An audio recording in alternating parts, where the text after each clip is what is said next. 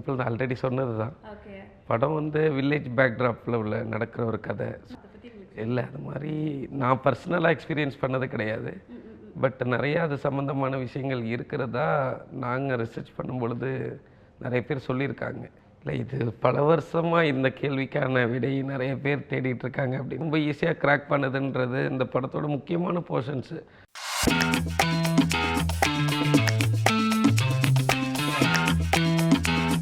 Welcome to the show spotlight viewers with me Vijay Sandhya. இன்னைக்கு நம்ம கூட யார் ஜாயின் பண்ணியிருக்காங்க அப்படின்னு பார்த்தீங்கன்னா, எமகாதகி திரைப்படத்தோட டைரக்டர் பெப்பின் ஜார்ஜ் அவர்கள் தான் ஜாயின் பண்ணியிருக்காரு. வாங்க ஷோக்குள்ளே போகலாம். ஹாய் சார், எப்படி இருக்கீங்க? நல்லா இருக்கேன். எப்படி ஓகே, நானும் நல்லா இருக்கேன். அண்ட் எப்படி போயிட்டு இருக்கு ஜேர்னி எல்லாம்? நல்லா போயிட்டு இருக்கு. இப்போ தானே ஸ்டார்ட் ஆயிருக்கு. ஓகே. அண்ட் வந்து எமகாதகி படம் வந்து ரிலீஸ் ஆயிருக்கு. ஸோ எப்படி ஃபீல் பண்ணுறீங்க? நல்லா இருக்கு. நல்ல ரெஸ்பான்ஸ் போயிட்டுருக்கு. ஓகே. அண்ட் ஆல்மோஸ்ட் ஆடியன்ஸ்லாம் நீங்கள் தேட்டரில் பார்த்துருப்பாங்க. ஸோ என்ன ரியாக்ட் பண்ணாங்க? நீங்கள் அதை பார்த்துருப்பீங்க. நானும் ஆடியன்ஸோட உட்காந்து பார்த்தேன். ஓகே. நல்ல ரெஸ்பான்ஸ் பண்ணுறாங்க. நான் எதிர்பார்க்காத சில இடத்துக்கு கூட சிரிக்கிறாங்க.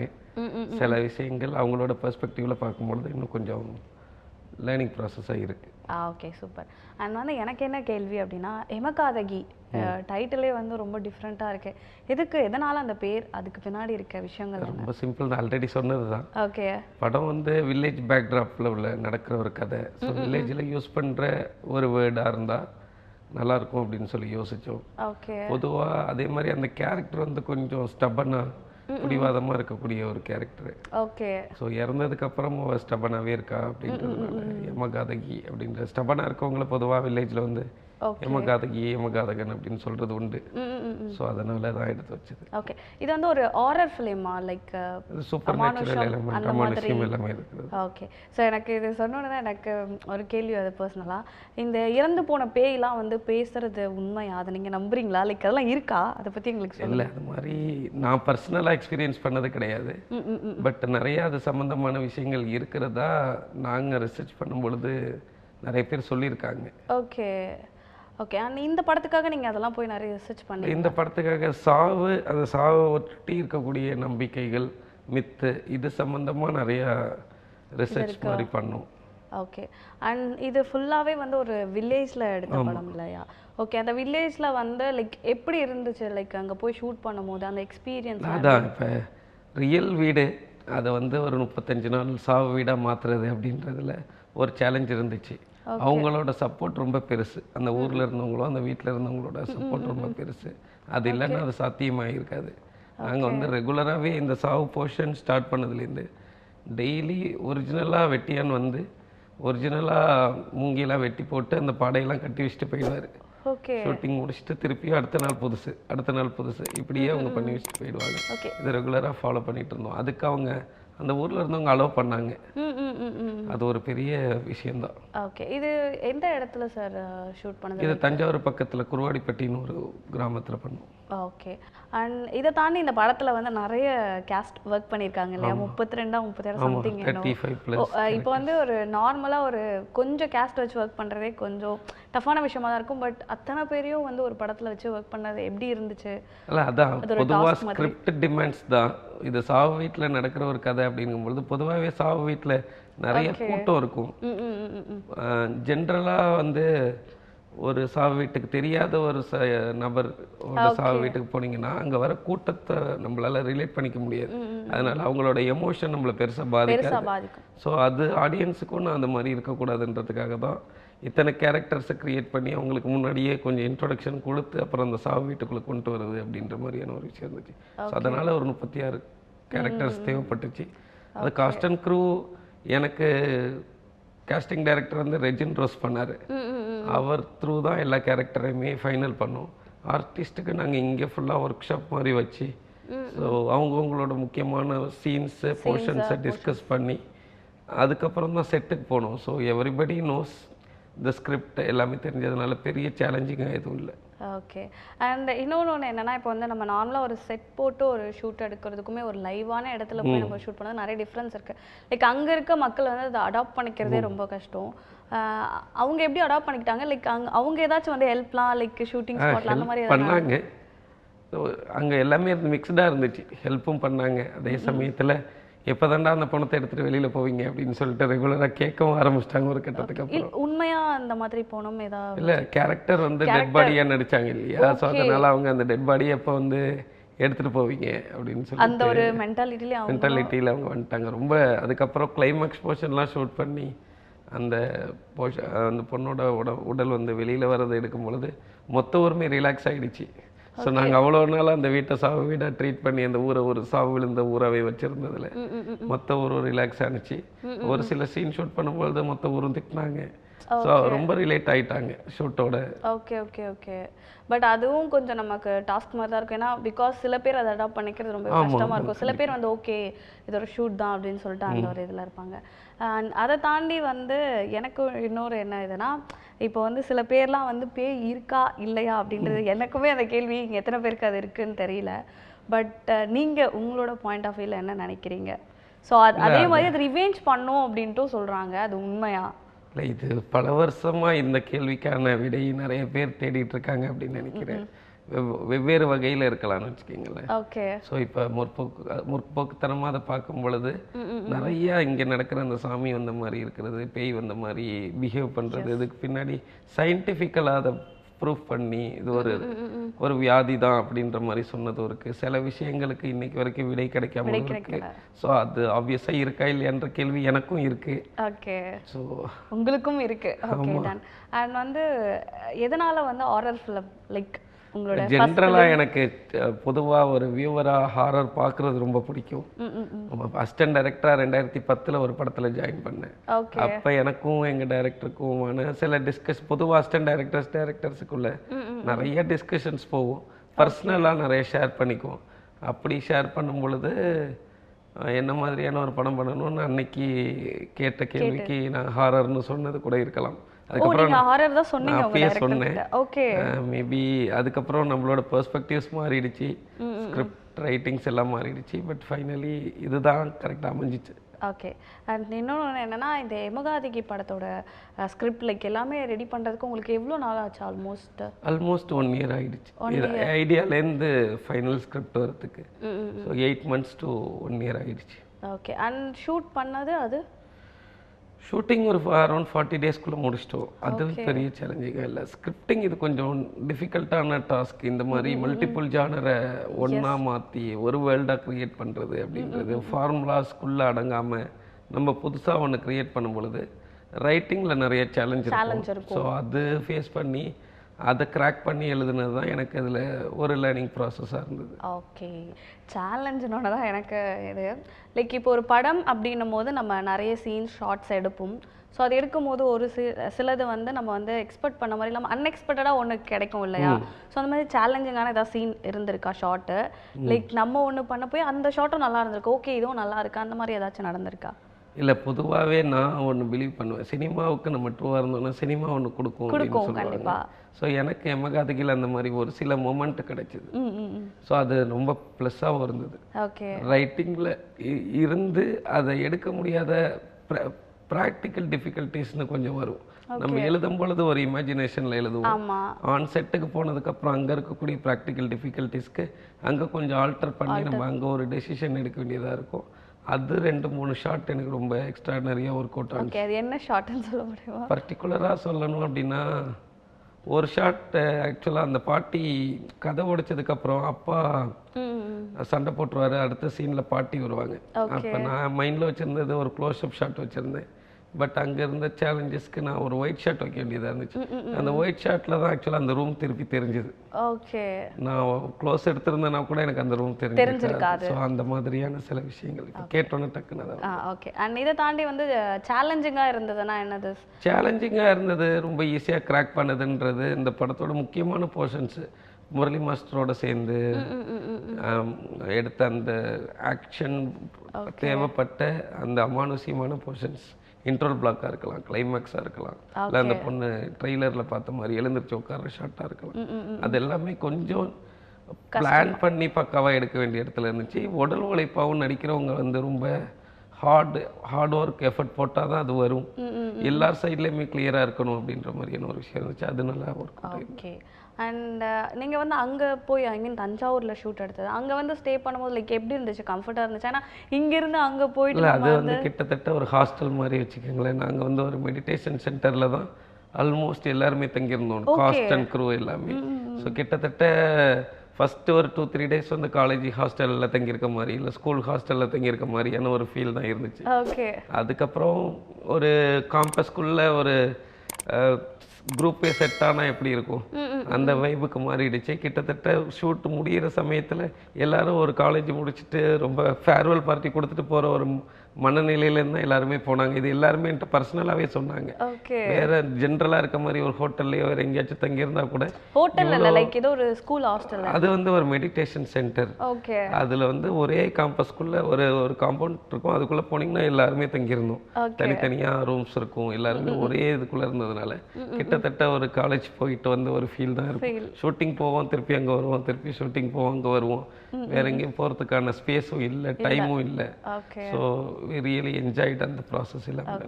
அப்போ அப்படின்னா வந்து நிறைய ஃபன்னாக நடந்திருக்கும். ஆமாம், என்னைய சுற்றி நிறைய நடந்துச்சு. பேசிக்காக நான் வந்து கொஞ்சம் இன்ட்ரோவர்ட், கொஞ்சம் ஃபன்னெல்லாம் ரொம்ப கம்மியாக இருக்கிறதுனால என்னைய சுற்றி நிறைய நடந்துச்சு. எல்லாருமே என்ஜாய் பண்ணாங்க. ஆக்சுவலி ஓகே, அது என்ன நடந்ததுன்னு எங்களுக்காக ஷேர் என்ன நடந்தது? ஃபன் இல்லை, ரொம்ப ஷாக்கிங்கான ஃபன்னுனா திடீர்னு அந்த இடத்துல பாம்பு வந்துருச்சு. ஸோ அதை சுற்றி நடந்த ஹியூமர்ஸ் இருக்கு இல்லையா, அதை பார்த்து ஒருத்தர் ரொம்ப பயப்படுவார். அவர் அதுக்கப்புறம் ரொம்ப டீஸ் பண்ணிக்கிட்டே இருந்தாங்க அதை சுற்றி இருந்த விஷயங்கள். இப்படி நிறைய ஃபன் நடந்தது. Okay, super. அண்ட் இப்போ நீங்கள் வில்லேஜில் போய் எடுத்தீங்க. ஸோ அங்கே இருக்க மக்கள்லாம் வந்து இப்போ சிட்டியை கம்பேர் பண்ணும்போது வில்லேஜில் இருக்கவங்க திங்க் பண்ணுற லெவல் வந்து கொஞ்சம் வேறு மாதிரி தான் இருக்கும். பட் இன்னமும் வந்து இந்த மூட நம்பிக்கையெல்லாம் வந்து வில்லேஜில் இருக்கவங்க நம்புறாங்களா? நீங்கள் அதை பார்த்தீங்களா லைக் அந்த மக்கள்கிட்ட? இல்லை, வில்லேஜ்னு நம்ம பிரிச்சிட முடியாது. மூட நம்பிக்கைகள் இன்னமும் எல்லா இடத்துலையும் இருந்துகிட்டு தான் இருக்கு. கண்டிப்பாக அவங்கவுங்க லெவலுக்கு அதை பிலீவ் பண்ணிட்டு தான் இருக்கும். அதை பிரேக் பண்ணி வர்றதுக்கான வேலைகள் அன்னிலேருந்து இன்னைக்கு வரைக்கும் நடந்துக்கிட்டே தான் இருக்குது. ஓகே, ஸோ அதுதான். அண்ட் நீங்கள் இந்த சினிமாக்குள்ளே எப்படி வந்தீங்க? லைக் இதுக்கு முன்னாடி என்ன பண்ணிட்டு இருந்தீங்க? எனக்கு சினிமா அப்படின்றது நான் ஸ்கூல் படிக்கும் பொழுது எடுத்த ஒரு டெசிஷன். ஸ்கூல் படிக்கிறப்ப எடுத்த டெசிஷன். ஸோ அதுக்கப்புறம் காலேஜ் வந்து பிஎஸ்சி கம்ப்யூட்டர் சயின்ஸ் தான் படித்தேன். ஆக்சுவலாக சினிமாவை நான் மைண்டில் வச்சுட்டதுனால நான் ஸ்கூலுக்கு போனதை விட ஸ்கூல் கட் அடிச்சுட்டு தேட்டருக்கு போனது தான் அதிகம். ஸ்கூல் கட் அடிச்சுட்டு தேட்டருக்கு போயிடுவேன். எனக்கு தஞ்சாவூரில் வந்து சாந்தி கமலா தேட்டர் இருந்துச்சு. சரி, கட் அடிச்சுட்டு போய் ஃபஸ்ட்டு பார்த்த படம் ஞாபகம் இருக்கா உங்களுக்கு? ஃபஸ்ட்டு பார்த்த படம் கட் அடிச்சுட்டு போனது வேன் ஹெல்சிங்னு சொல்லி ஒரு இங்கிலீஷ் படம். தமிழில் கல்லறை மனிதன் ஒன்று, அது ஞாபகம் இருக்கு. அதுக்கு முன்னாடியிலேருந்தே நான் போயிட்டு இருந்தேன். ஓகே. அதுக்கப்புறம் நிறைய படங்கள் வரிசையான. Okay okay. ஸோ அப்போதுலேருந்து இன்ட்ரெஸ்ட் இருந்துச்சு, அப்படி தான் ஸ்டார்ட் ஆனிச்சு. அதனால 12th ரொம்ப கம்மி, ஃபெயில் ஆகிடுவேன்னு நினச்சேன். ஜஸ்ட் பார்டரில் ஏதோ பாஸ் ஆகிட்டேன். அதனால வீட்டில் ரொம்ப வருத்தப்பட்டதுனால திருப்பியும் கம்ப்யூட்டர் சயின்ஸ் எடுத்து படித்தேன். படிச்சுட்டு இருக்கும் பொழுதும் நிறைய கதை சொல்கிறது. அப்போ வந்து சினிமா டைரக்ஷன்னா கதை எழுதுறதுன்னு ஒரு தப்பான புரிதலில் இருந்த சமயம் அது. ஸோ நிறைய எதையாச்சும் சொல்லிகிட்டே இருப்பேன். அப்போ ஃப்ரெண்ட்ஸோட சப்போர்ட்டில் திருப்பி சென்னையில் வந்து ஃபர்ஸ்ட் 1 இயர் வந்து. அப்போ உங்கள் நேட்டிவ் வந்து தஞ்சாவூர் தானா? ஓகே. அப்போ இந்த படம் வந்து நீங்கள் பார்த்த உண்மை சம்பவம் ஏதாச்சா? இல்லை, சம்பவம் உண்மை கிடையாது. நான் பொதுவாக நிறைய சாவு வீட்டில் பங்கெடுத்துக்கும் பொழுது எனக்கு கிடைச்ச அந்த அனுபவங்கள், அந்த கேரக்டர்ஸ், கொஞ்சம் கேரக்டர் படத்தில் வந்து சில கேரக்டர் வந்து ரியல் கேரக்டர் என்னோட வில்லேஜில் இருக்கவங்க. ஸோ அதோட ரெஃபரன்ஸ் எடுத்துக்கிட்டேன். அப்படியே வைக்க முடியாது, அந்த ரெஃபரன்ஸ் எடுத்து வச்சது தான். ஓகே. அண்ட் தஞ்சாவூர்லேருந்து சென்னைக்கு வந்தீங்க. அப்புறம் சென்னையில் 1 இயர் ஒர்க் பண்ணேன் பிபிஓவில். அண்ட் தென் ஒரு பாயிண்ட் ஆஃப் டைமில் சினிமாவுக்கு தான் அப்படின்னு சொல்லிட்டு ட்ரை பண்ணலான்னு சொல்லி முடிவெடுத்து ட்ரை பண்ணது. அதுக்கப்புறம் ஒரு படம் ஒர்க் பண்ணேன், அது வரலை. அண்ட் தென் நான் ராஜதந்திரத்தில் ஜாயின் பண்ணேன். ஓகே. அது 2012 ஜாயின் பண்ணேன். 2015 படம் ரிலீஸ் ஆனிச்சு. அதில் அசோசியேட் டைரக்டர் நான். அதுக்கப்புறம் அதில் தான் என்னோட எல்லா லேர்னிங் ப்ராசஸ் எல்லாமே அங்கேருந்து ஸ்டார்ட் ஆனிச்சு. அந்த ஸ்க்ரீன் பிளே பற்றின ஒரு புரிதல், சினிமா பற்றின ஒரு புரிதல், ஸ்பாட் அட்டன் பண்ணுறது, அங்கே வர சேலஞ்சஸ் எப்படி கிராக் பண்ணி ஷூட் பண்ணுறாங்க, இது எல்லாமே எனக்கு அங்கேருந்து கிடைச்ச அனுபவங்கள் தான். Okay, super. அண்ட் நீங்கள் வந்து சினிமாக்குள்ளே வரேன்னு சொன்னப்போ வீட்டில் வந்து என்ன சொன்னாங்க? வீட்டில் இருக்கவங்க ரொம்ப சேலஞ்சாக தான் இருந்தது. ஓகே. பிகினிங்கில் வந்து நான் ரொம்ப ஸ்ட்ராங்கான ஒரு பர்சன் இல்லை. பிகினிங்கில் இருந்து பார்த்தோம் அப்படின்னா ரொம்ப காமாக இருப்பேன். என்னால் எப்படி சர்வை பண்ண முடியும் அப்படின்னு சொல்லிட்டு எல்லார் வீட்லேயும் இருக்கிற அந்த ஒரு பயம்தான், சேஃப்டியாக இருக்கா இல்லையா, ரெகுலர் இன்கம் எப்படி வரப்போகுது, இவன் எப்படி இருக்க போகிறான் அப்படின்ற ஒரு பயம்தான். ஒரு பாயிண்ட் ஆஃப் டைமில் இதுதான் என்னோட பேஷன், இதுதான் ஸ்ட்ராங்காக இருக்கேன்னு வீட்டில் தெரிஞ்சதுக்கப்புறம் அவங்க விட்டுட்டாங்க. ஓகே. அதனால் அண்ட் இப்போ நம்ம ஒரு டைரெக்ஷன் ஒரு விஷயம் பிடிச்சி பண்ண போகிறோம் அப்படின்னா நம்ம வந்து கண்டிப்பாக ஏதோ ஒரு விஷயத்த வந்து இன்ஸ்பயர் ஆகிருப்போம்.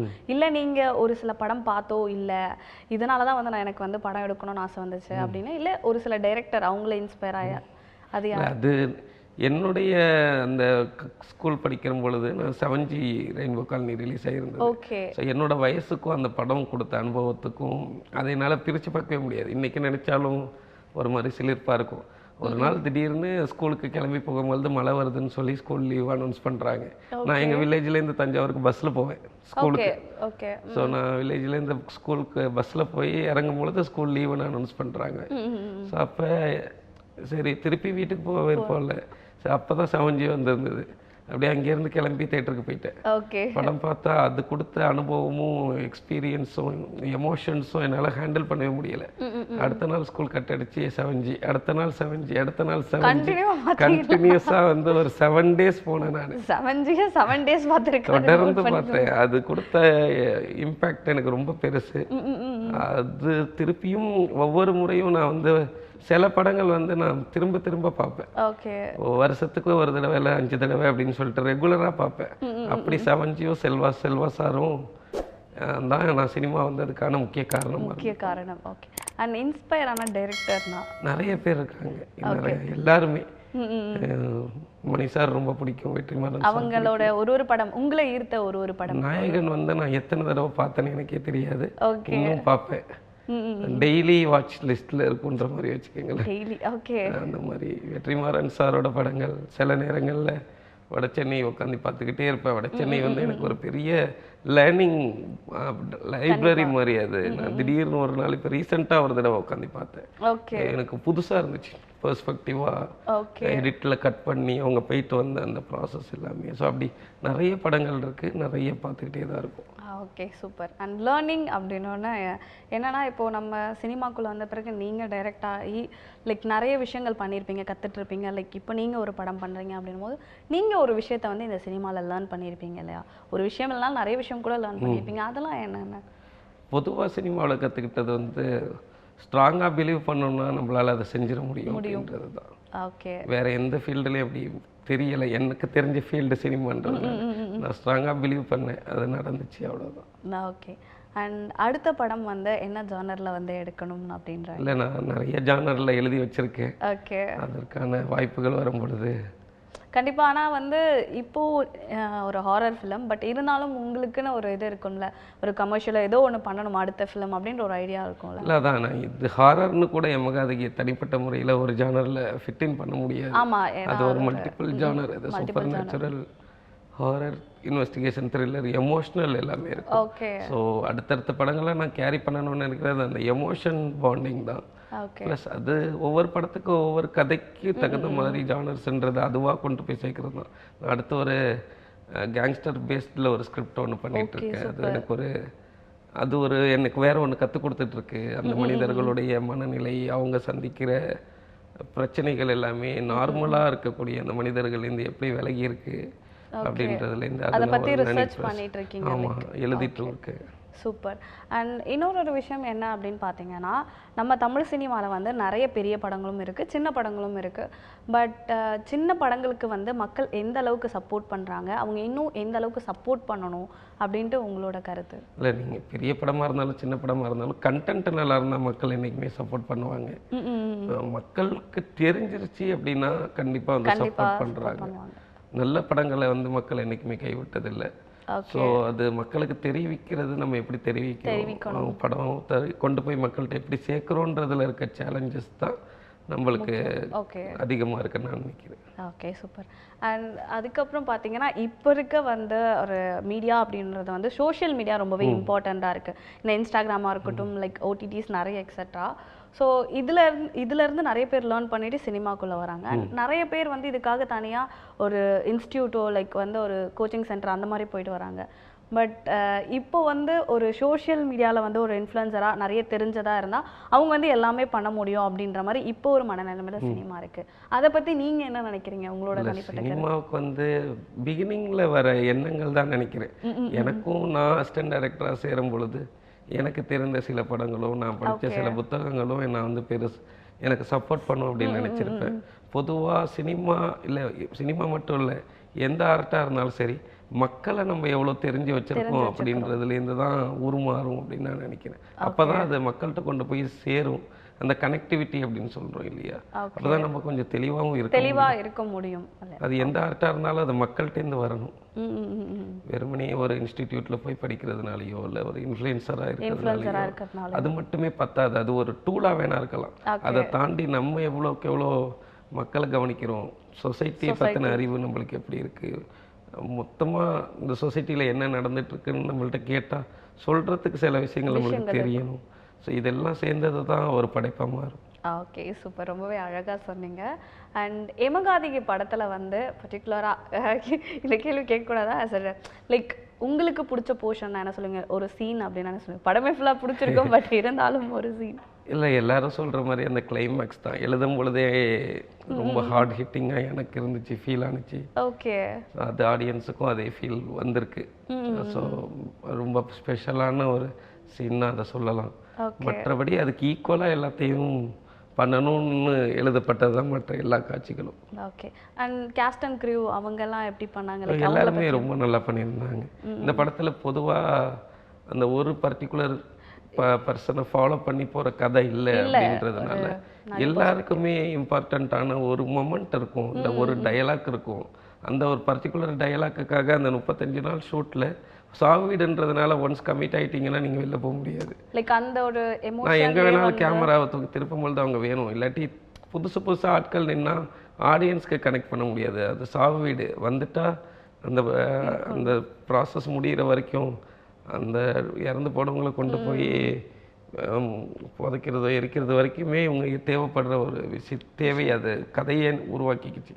ஸோ எல்லா ஆக்டர்ஸுமே நான் சொன்னோன்னு அதை புரிஞ்சுக்கிட்டு டயலாக் இருக்குது இல்லை பெர்ஃபார்மன்ஸுக்கு நம்மளுக்கு வந்து ஸ்கோப் தரல, பட் அவங்களோட ப்ரெசன்ஸ் எல்லாமே ரொம்ப நல்லா இருந்துச்சு. அவங்களோட மொமெண்ட் வரும்பொழுது அவங்க ரொம்ப எக்ஸ்ட்ரானரியாக கேரி பண்ணாங்க.